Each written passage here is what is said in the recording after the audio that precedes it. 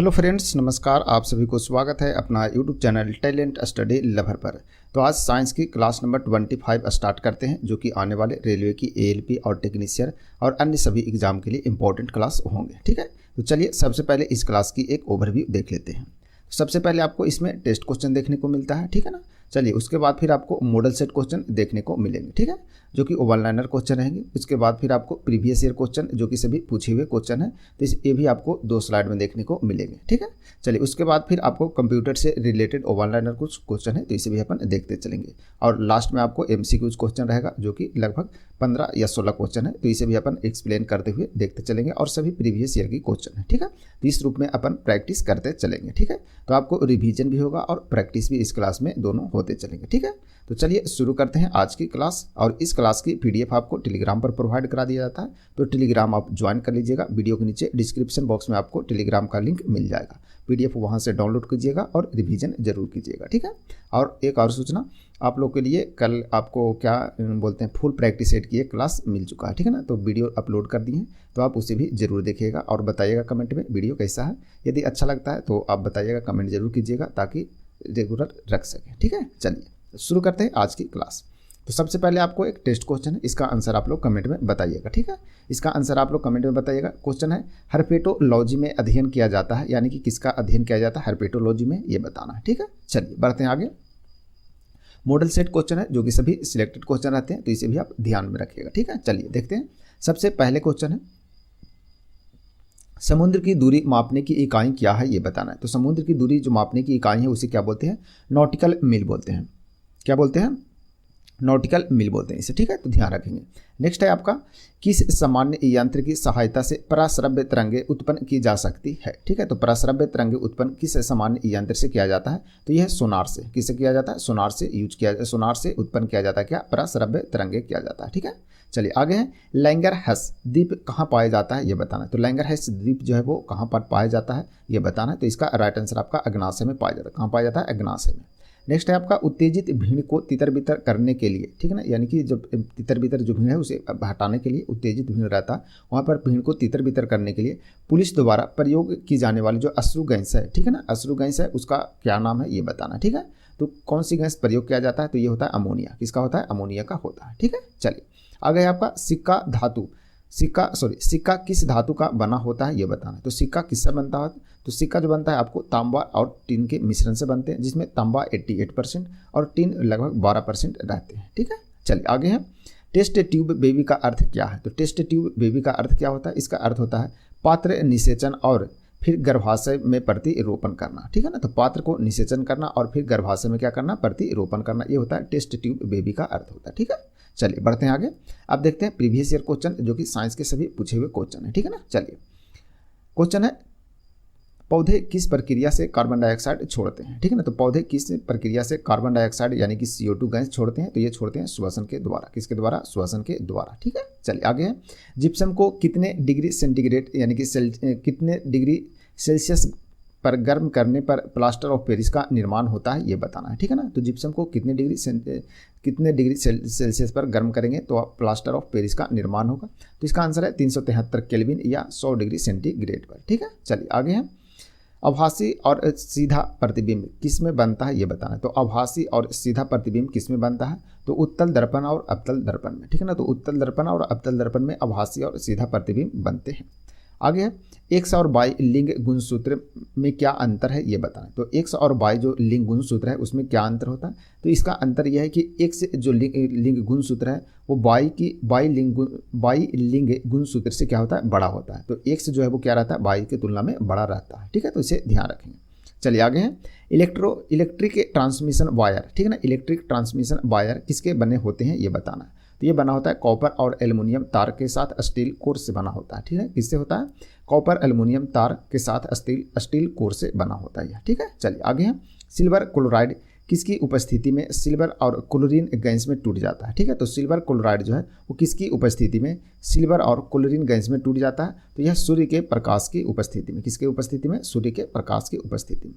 चलिए आगे हैं, जलकुंभी, नागफनी, नीम, मटर में से किस में वायुतक कोशिका किस में पाई जाती है, ये बताना, ठीक है। तो वायुतक कोशिका जो पाया जाता है वो जलकुंभी में पाया जाता है। किस में पाया जाता है, जलकुंभी में। नेक्स्ट है सरीसृप, ठीक है ना। सरीसृप के लिंग निर्धारण किस पर निर्भर करता है ये बताना। तो सरीसृप का जो लिंग निर्धारण वो किस पर करता है, तो यह तापमान पर करता है। किस पर करता है, तापमान पर।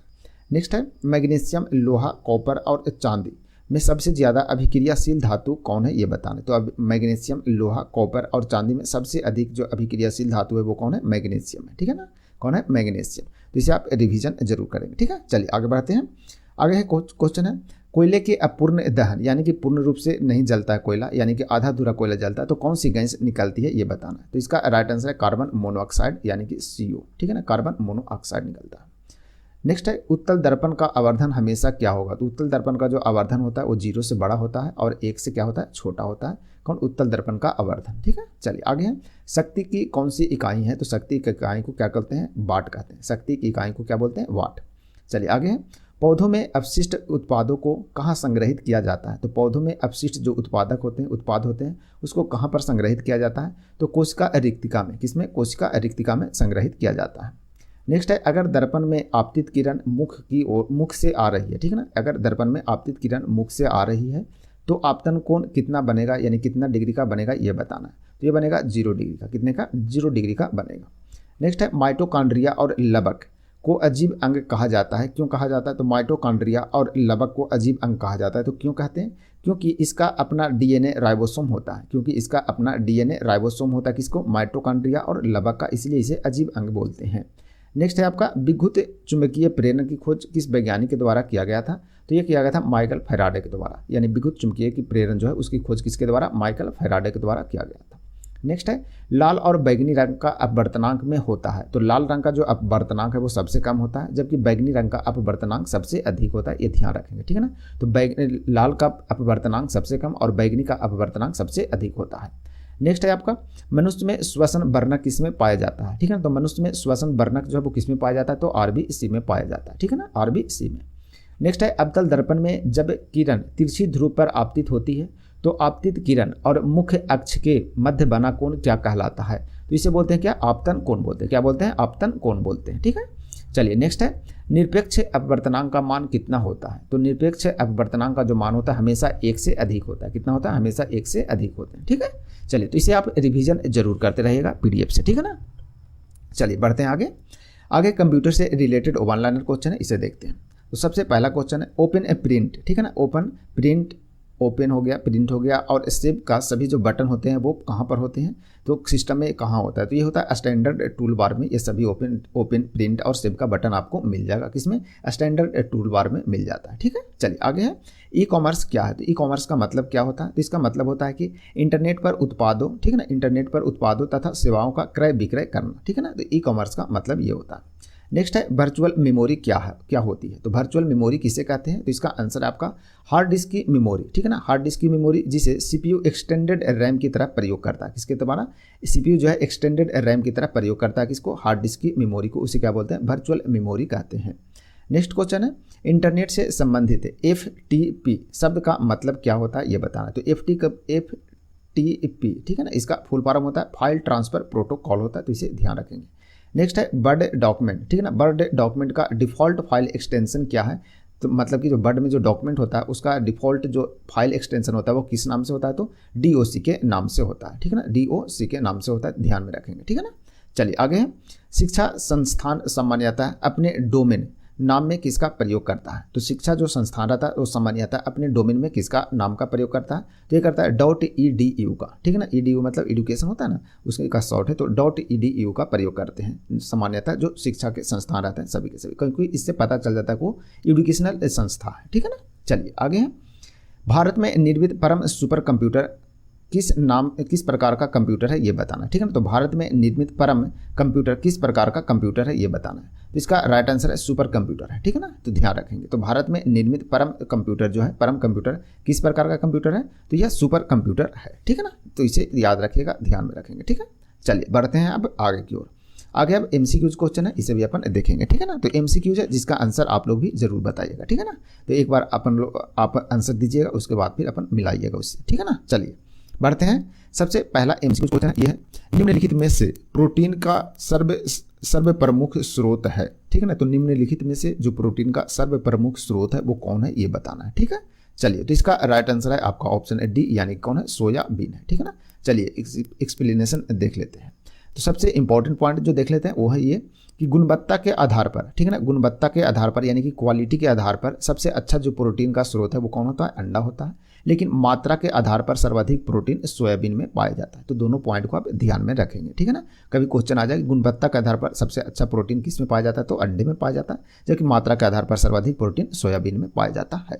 चलिए नेक्स्ट है क्वेश्चन नंबर 2, पित्त स्रावित होता है। ठीक है ना। तो पित्त स्रावित किससे होता है ये बताना है। ठीक है। चलिए, तो इसका राइट आंसर है आपका ऑप्शन डी। ठीक है ना। ऑप्शन डी यानी कि किससे होता है, लीवर से यानी कि यकृत से स्रावित होता है। कौन, पित्त स्रावित होता है। ठीक है ना। चलिए देखते हैं इंपॉर्टेंट पॉइंट। पित्त यानी कि जिसे इंग्लिश में बाइल कहते हैं का स्रावन जो होता है वो यकृत के द्वारा होता है। ठीक है ना। और जो पित्ताशय में क्या होता है, एकत्रित होता है। पित्ताशय यानी कि गाल ब्लैडर में क्या होता है, एकत्रित होता है। तो पित्त जो है एकत्रित कहाँ होता है, तो पित्ताशय में। और स्रावित कहाँ से होता है, तो यकृत से स्रावित होता है। दोनों पॉइंट को आप ध्यान में रखेंगे, दोनों टाइप के क्वेश्चन बनते हैं इससे। ठीक है। चलिए नेक्स्ट है क्वेश्चन नंबर 3 देखते हैं। 3 नंबर क्वेश्चन है क्या, पेट में भोजन को पचाने के लिए निम्नलिखित यानी कि निम्नलिखित में से किसकी आवश्यकता खास होती है ये बताना है। ठीक है। तो पेट में भोजन पचाने के लिए निम्नलिखित में से किसकी आवश्यकता खास रूप से होती है। ठीक है। चलिए, तो इसका राइट आंसर है आपका ऑप्शन सी। ठीक है ना। ऑप्शन सी यानी कि एंजाइम का। ठीक है ना। तो सबसे इंपॉर्टेंट जो होता है वो पेट में खाना पचाने के लिए एंजाइम इंपॉर्टेंट होते हैं। ठीक है। चलिए इंपॉर्टेंट पॉइंट देख लेते हैं। भोजन के पचाने हेतु एंजाइम की आवश्यकता मुख्य रूप से होती है। ठीक है ना। आगे विभिन्न प्रकार के भोज्य पदार्थों के लिए विभिन्न प्रकार के एंजाइम होते हैं। ठीक है ना। तो अलग अलग टाइप के जो भोजन खाते हैं तो अलग अलग प्रकार के पचाने के लिए यानी कि भोजन को पचाने के लिए अलग अलग एंजाइम यूज होते हैं वहाँ पर। ठीक है ना। तो एंजाइम इंपॉर्टेंट होते हैं। ठीक है। चलिए नेक्स्ट है क्वेश्चन नंबर 4 देखते हैं। ग्रीन हाउस प्रभाव में पृथ्वी के वातावरण का गर्म होना किसके कारण से होता है ये बताना है। ठीक है। तो ग्रीन हाउस प्रभाव में पृथ्वी के वातावरण का गर्म होना किन के कारण होता है ये बताना है। ठीक है। चलिए, तो इसका राइट आंसर है आपका ऑप्शन ए यानी कि इंफ्रारेड किरण। ठीक है ना। तो इंफ्रारेड किरणें के कारण होता है। चलिए इंपॉर्टेंट पॉइंट देख लेते हैं। इंपॉर्टेंट पॉइंट है क्या, इंफ्रारेड किरणें जो उष्मीय प्रभाव के लिए मुख्यतः जानी जाती है। तो उष्मीय प्रभाव के लिए मुख्यतः जानी जाती है कौन, इंफ्रारेड किरणें जानी जाती है। ठीक है। चलिए आगे, इसके कारण, ठीक है ना, यानी कि इंफ्रारेड जो किरण है इसके कारण पृथ्वी के वातावरण क्या होता है, गर्म होता है। कार्बन डाइऑक्साइड गैस लघु तरंगदैर्घ्य की इंफ्रारेड को पृथ्वी पर आने देती है। ठीक है ना। यानी कि कार्बन डाइऑक्साइड जो है वो लघु तरंगदैर्घ्य की जो इंफ्रारेड की किरणें हैं उसे पृथ्वी पर आने देती है, परंतु पृथ्वी से जाने वाली दीर्घ तरंगदैर्घ्य जो होता है इंफ्रारेड किरणों को अवशोषित कर लेती है, जिससे क्या होता है, पृथ्वी क्या होता है, गर्म हो जाता है। ठीक है ना। जिससे पृथ्वी का वातावरण गर्म हो जाता है और ग्रीन हाउस प्रभाव को क्या करता है, उत्पन्न करता है। ठीक है ना। तो इसे आप ध्यान में रखेंगे। चलिए आगे देखते हैं। नेक्स्ट है क्वेश्चन नंबर 5। गैस टरबाइन आधारित है। तो गैस टरबाइन जो है वो किस पर आधारित रहता है ये बताना। ठीक है। चलिए, तो इसका राइट आंसर है आपका ऑप्शन सी यानी कि ब्रेटॉन चक्र पर आधारित होता है कौन, गैस टरबाइन। चलिए इंपॉर्टेंट पॉइंट देख लेते हैं। ब्रेटॉन चक्र, ठीक है ना, एक प्रकार की उष्मा गतिकी चक्र है। क्या है, तो उष्मा गतिकी चक्र है, इसे आप ध्यान रखेंगे। यानी कि कभी क्वेश्चन आ जाए कि ब्रेटॉन चक्र किस प्रकार का है, तो उष्मा गतिकी चक्र है। ठीक है ना। जिस पर गैस टरबाइन जो है वो इंजन की कार्य प्रणाली आधारित होती है। ठीक है ना। यानी कि जिस पर, यानी गैस टरबाइन इंजन की प्रणाली जो है वो इसी पर आधारित होता है, यानी उष्मा गतिकी चक्र पर आधारित होते हैं। ठीक है। चलिए बढ़ते हैं आगे। नेक्स्ट है क्वेश्चन नंबर 6। क्वेश्चन नंबर 6 है सिरे तक पानी से भरे गिलास। ठीक है ना। सिरे तक पानी से भरे गिलास के अंदर एक बर्फ का टुकड़ा तैर रहा है। ठीक है ना। तो जब बर्फ जो है वो पिघलती है तो क्या होगा ये बताना है। ठीक है ना। जैसे ही कोई गिलास भरा हुआ है तो उस पर एक बर्फ का टुकड़ा डाल दिया। ठीक है ना। तो जब बर्फ पिघलेगा टोटल तो क्या होगा ये बताना है। ठीक है। चलिए, तो इसका राइट आंसर क्या होगा, तो इसका राइट आंसर है आपका ऑप्शन सी यानी कि जल स्तर जो है वो जल स्तर क्या रहेगा, वहीं बना रहेगा, यानी कि उसमें कोई भी चेंजिंग नहीं होगा। ठीक है। चलिए इंपॉर्टेंट पॉइंट देख लेते हैं। पानी से भरे हुए जो गिलास होते हैं, पानी से भरे गिलास के अंदर तैरते हुए बर्फ के टुकड़े क्या होते हैं, पिघल जाने पर जल का स्तर वहीं बना रहता है। क्यों? क्योंकि बर्फ के टुकड़े द्वारा प्रतिस्थापित जल का जो आयतन है बर्फ के द्वारा द्रव रूप के आयतन के बराबर होता है। ठीक है ना। जैसे ही कोई गिलास है, मान के चलिए गिलास है, इस पर यहाँ तक पानी आपको भरा हुआ है। ठीक है ना। जैसे ही इस पर कोई बर्फ का टुकड़ा डालेंगे तो जो यहाँ तक पानी भरा हुआ है, तो जहाँ तक वो बर्फ खाली पानी करेगा वहाँ तक पिघल करके वो पानी को फिर से ये क्या हो जाएगा, बराबर हो जाएगा। यानी कि उतना ही पानी निकलेगा इस गिलास से जितना कि वो बर्फ पूरा पिघल करके वो कर सकता है। ठीक है ना। इसका ये कंसेप्ट रहता है। ठीक है। तो यही बोल रहा है कि जब बर्फ़ की जो टुकड़े होते हैं वो प्रतिस्थापित जल का आयतन बर्फ़ के द्रव के रूप में क्या होता है, आयतन के बराबर होते हैं। ठीक है ना। जब बर्फ़ पानी पर तैरती है तो उसके आयतन का 1/10 भाग जो है क्या होता है, पानी के ऊपर रहता है। तो 1/10 भाग जो है पानी के ऊपर रहता है, तो इसे ध्यान रखेंगे। ठीक है ना। चलिए बढ़ते हैं आगे। नेक्स्ट है क्वेश्चन नंबर आपका 7 नंबर क्वेश्चन देखिए बोल रहा है क्या, सीमेंट का कार्य है। तो सीमेंट का कार्य क्या है ये बताना है। तो इसका राइट आंसर है आपका ऑप्शन सी। ठीक है ना, ऑप्शन सी यानी कि एडहेशन। सीमेंट का कार्य क्या है, तो एडहेशन है। ठीक है ना। तो एडहेशन मतलब क्या होता है, चलिए देखते हैं। चलिए इंपॉर्टेंट पार्ट देख लेते हैं। इंपॉर्टेंट पॉइंट है कि सीमेंट तथा जल के मिश्रण को खुला छोड़ देने पर धीरे धीरे क्या होता है, कठोर पदार्थ बन जाता है, यानी कि वह जम जाता है। इस क्रिया में सीमेंट का जमना कहते हैं। ठीक है ना, सीमेंट जम जाता है। इस क्रिया में कैल्शियम के सिलिकेटों तथा एल्यूमिनेटों का जलयोजन हो जाता है। ठीक है ना, क्या होता है, कैल्शियम के सिलिकेटों और एल्यूमिनेटों का जलयोजन हो जाता है। चूंकि जल एवं सीमेंट भिन्न भिन्न पदार्थ हैं। ठीक है ना, दोनों क्या है, अलग अलग पदार्थ हैं, इसलिए इनका जुड़ना एडहेशन कहलाता है। ठीक है ना। तो जल और जो सीमेंट है इसके विभिन्न दोनों पदार्थ जब जुड़ जाते हैं उसे क्या बोलते हैं, उसे एडहेशन कहते हैं। ठीक है ना। तो जल जो जमता है यानी कि सीमेंट जब जम जाता है उसी क्रिया को क्या बोलते हैं, एडहेशन बोलते हैं। ठीक है, तो ध्यान रखेंगे। नेक्स्ट है क्वेश्चन नंबर 8। क्वेश्चन नंबर 8 है ब्लीचिंग पाउडर का रासायनिक नाम क्या है ये बताना। तो ब्लीचिंग पाउडर का रासायनिक नाम क्या है, तो इसका राइट आंसर है आपका ऑप्शन ए यानी कि कैल्शियम हाइपोक्लोराइड। ठीक है ना, कैल्शियम हाइपोक्लोराइड इसका रासायनिक नाम होता है ब्लीचिंग पाउडर का। चलिए इंपॉर्टेंट पॉइंट देख लेते हैं। ब्लीचिंग पाउडर जिसका रासायनिक नाम कैल्शियम हाइपोक्लोराइड है, वस्तुतः यह कैल्शियम के ऑक्सीक्लोराइड होता है। क्या होता है, कैल्शियम का ऑक्सीक्लोराइड होता है। इसका रासायनिक सूत्र जो होता है वो CaOCl2 होता है। ठीक है ना, CaOCl2 होता है किसका, ब्लीचिंग पाउडर का रासायनिक सूत्र होता है। इसे शुष्क बुझे हुए चूने पर क्लोरीन प्रवाहित करके प्राप्त किया जाता है। यानी कि कैल्शियम जो ब्लीचिंग पाउडर है उसे कैसे प्राप्त करते हैं, तो शुष्क बुझे हुए चूने पर क्लोरीन प्रवाहित करके इसे क्या करते हैं, प्राप्त करते हैं। ठीक है, चलिए नेक्स्ट है क्वेश्चन नंबर 9। क्वेश्चन नंबर 9 है एक कंप्यूटर केवल निर्देशों का कार्यान्वयन कर सकता है जो निम्न में से होते हैं। जो निम्न में से क्या होते हैं ये बताना है। ठीक है, चलिए तो इसका राइट आंसर है आपका ऑप्शन ए यानी कि मशीनी लैंग्वेज। यानी कि कंप्यूटर जो है वो सिर्फ मशीनी लैंग्वेज के द्वारा ही काम करता है। ठीक है, चलिए इंपॉर्टेंट पॉइंट देख लेते हैं। कंप्यूटर जो है वो द्विआधारी अंकीय प्रणाली के पर कार्य करता है। ठीक है ना, और द्विआधारी अंक में कौन कौन आता है, तो 0 और 1 आता है। ठीक है ना, सिर्फ 2 ही अंक है, 0 और 1, जो कि द्विआधारी अंक होते हैं। ठीक है ना, और इसी पर कंप्यूटर क्या करता है, कार्य करता है द्विआधारी अंकीय प्रणाली पर। ठीक है, यह मात्र मशीनी भाषा में निर्देश प्राप्त करता है। ठीक है ना, इसे मशीनी भाषा में क्या करता है, निर्देश को प्राप्त करता है। उच्च स्तरीय भाषा में दिए गए निर्देश जो होता है उसको कंपाइलर की सहायता से मशीनी भाषा में बदलकर ही कंप्यूटर क्या कर लेता है, समझ लेता है। ठीक है ना, तो ये होता है इसका। ठीक है, चलिए बढ़ते आगे। नेक्स्ट क्वेश्चन नंबर 10 http://www.rediff.com है। तो ये क्या है ये बताना है। ठीक है, चलिए इस टाइप के क्वेश्चन कभी कंप्यूटर से बनता है। ठीक है ना, तो ये क्या है, मतलब इस टाइप का आ जाए कभी क्वेश्चन तो आप इसे डरिएगा नहीं। देखिए इसका मतलब क्या होता है, तो इसका राइट आंसर है ऑप्शन ए यानी कि ये क्या है, वेबसाइट है। क्या होता है, यह वेबसाइट होता है। इस टाइप के जो होते हैं क्या होते हैं, वेबसाइट होते हैं। जैसे अपन लोग भी लिख के सर्च करते हैं ना www. जो भी हो उसके बाद .com, तो क्या होते हैं, ये वेबसाइट होता है। ठीक है ना, चलिए इंपॉर्टेंट पॉइंट देख लेते हैं कुछ। ये जो वेबसाइट है यह क्या है, तो वाणिज्यिक वेबसाइट इसे बोलते हैं। क्या बोलते हैं, वाणिज्यिक वेबसाइट बोलते हैं। और इसकी सबसे बड़ी पहचान जो होता है HTTP होता है। ठीक है ना, HTTP जो होता है ये होता है क्या, इसका सबसे पहचानने का सबसे मतलब बड़ा पहचान है ये। ठीक है ना, तो वेबसाइट का बड़ा पहचान क्या होता है, HTTP से होता है। ठीक है ना, चलिए बढ़ते हैं आगे।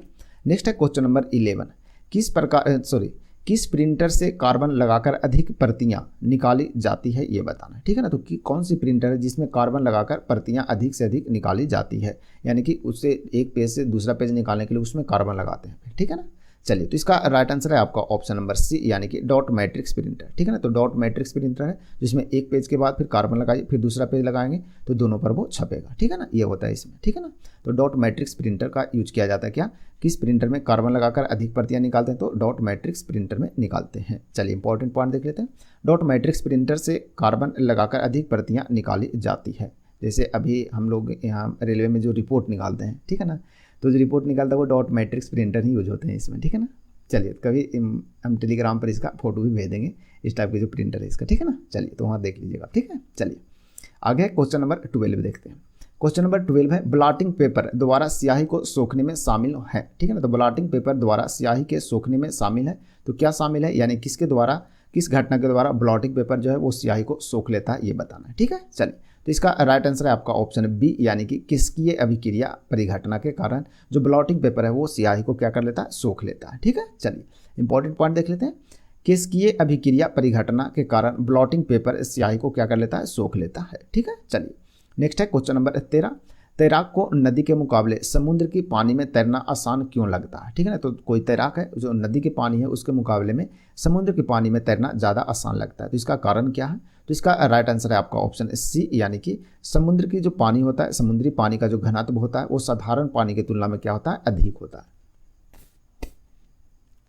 तो समुद्र की जो पानी होता है उसका घनत्व साधारण पानी की तुलना में क्या होता है, अधिक होता है, इसीलिए तैरना आसान होता है। चलिए इंपॉर्टेंट पॉइंट देख लेते हैं।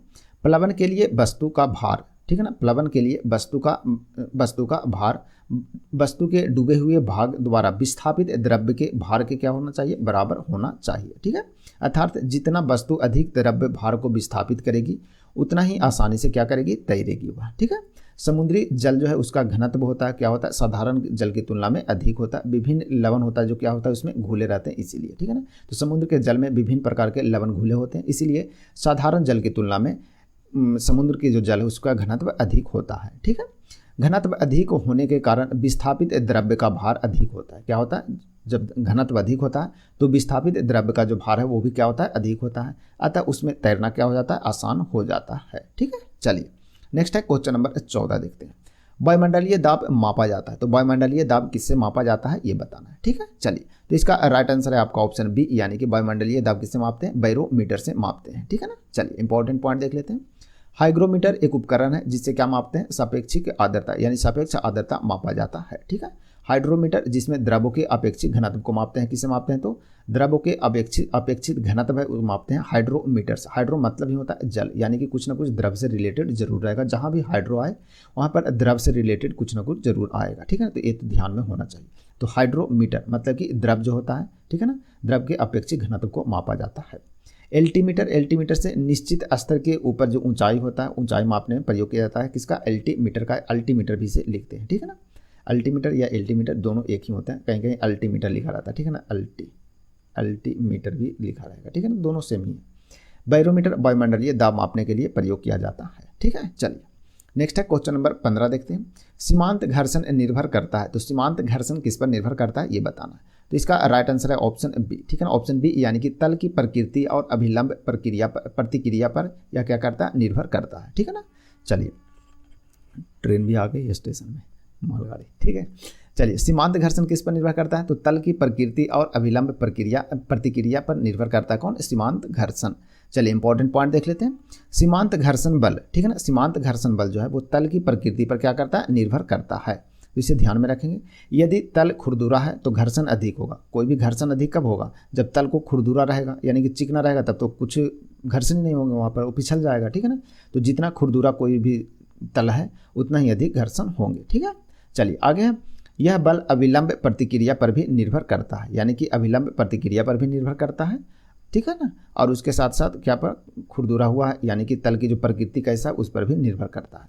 यदि अभिलंब प्रतिक्रिया अधिक है तो सीमांत घर्षण बल अधिक होगा। ठीक है ना, तो अभिलंब प्रतिक्रिया अधिक रहेगा तो सीमांत घर्षण बल भी क्या होगा, अधिक होगा। अतः सीमांत घर्षण बल तल की प्रकृति और अभिलंब प्रतिक्रिया दोनों पर निर्भर करते हैं। ठीक है ना, तो यानी कि तल भी जैसा तल रहेगा, मान के चलिए कि तल खुरदुरा है तो भी घर्षण क्या होगा, अधिक रहेगा। अभिलंब प्रतिक्रिया यदि अधिक है तो भी घर्षण क्या होगा, अधिक होगा। इसका मतलब है कि तल की प्रकृति और अभिलंब प्रतिक्रिया दोनों पर सीमांत घर्षण क्या करता है, निर्भर करता है। चलिए आगे बढ़ते हैं। नेक्स्ट है क्वेश्चन नंबर 16। ठीक है, क्वेश्चन नंबर 16 देखिए, बोल रहा है जब कोई हवा का बुलबुला किसी झील की तलहटी से सतह तक आता है तो डैश होता है, यानी कि क्या हो जाता है ये बताना है। ठीक है, चलिए तो देखते हैं। इसका राइट आंसर होगा आपका ऑप्शन नंबर बी, यानी कि क्या होगा, इसका आकार बढ़ जाता है। क्या होता है, इसका आकार बढ़ जाता है। जब कोई हवा का बुलबुला किसी झील के तलहटी से सतह तक आता है तो इसके जो आकार है वो क्या होता है, बढ़ जाता है। ठीक है, चलिए बढ़ते हैं, देखते हैं इंपॉर्टेंट पॉइंट इसका। किसी झील की गहराई में जाने पर दाब क्या होता है, बढ़ता है। ठीक है, तो इसे भी, इस पॉइंट को आप ध्यान रखेंगे। किसी भी झील है, कोई भी झील है, उसकी गहराई में जाएंगे तो दाब क्या होगा, बढ़ेगा। ठीक है, और सतह की ओर आने पर, ठीक है ना, सतह की ओर आने पर दाब क्या होगा, कम होगा। जब सतह की ओर आएंगे तो दाब क्या होगा, कम होगा, और जब गहराई में जाएंगे तो क्या होगा, दाब बढ़ेगा। ठीक है, इसीलिए हवा का बुलबुला जब ऊपर की ओर आता है तो उस पर लगने वाला जो दाब होता है वो क्या हो जाता है, कम हो जाता है। ठीक है, और कम होने के कारण क्या होता है, उसका आकार क्या हो जाता है, बढ़ जाता है, और उसके परिणाम स्वरूप आकार क्या हो जाता है, बढ़ जाता है। ठीक है, तो इसे आप ध्यान में रखेंगे इस पॉइंट को। ठीक है, तो बताइएगा वीडियो कैसा लगा। वीडियो यदि अच्छा लगे तो वीडियो को लाइक शेयर जरूर करिएगा। ठीक है ना, और जो भी समस्या हो, कुछ प्रॉब्लम हो तो आप कमेंट जरूर कीजिएगा। ठीक है ना, ताकि उसका सोल्यूशन अपन दो मिल के निकाल सकें। ठीक है ना, चलिए तो आज की क्लास यहीं समाप्त करते हैं। ठीक है ना, इस हफ्ते फिर से आपके लिए एक फुल प्रैक्टिस सेट जरूर लाएंगे, यानी कि कोशिश कर रहे हैं, अभी क्वेश्चन रेडी कर रहे हैं। ठीक है, चलिए तो मिलते हैं कल फिर से नए क्लास में, तब तक के लिए आप सभी को धन्यवाद।